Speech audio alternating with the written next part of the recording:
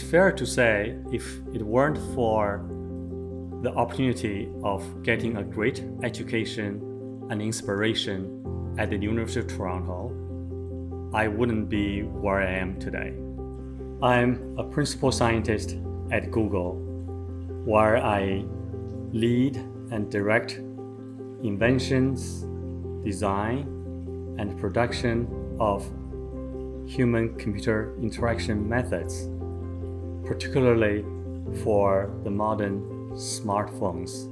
I had the great fortune to be at the very inception of using a novel approach to solve text input problem, namely using a quick stroke to represent each word on touch screens.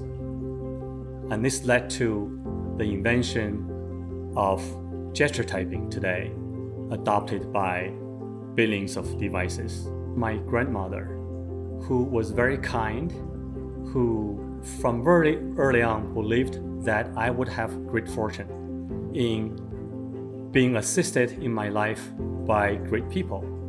And sure enough, I've met many great people at the University of Toronto who enabled my career. The former professors and advisors and colleagues I've had at the U of T are my dearest friends today. They're an important part of my life.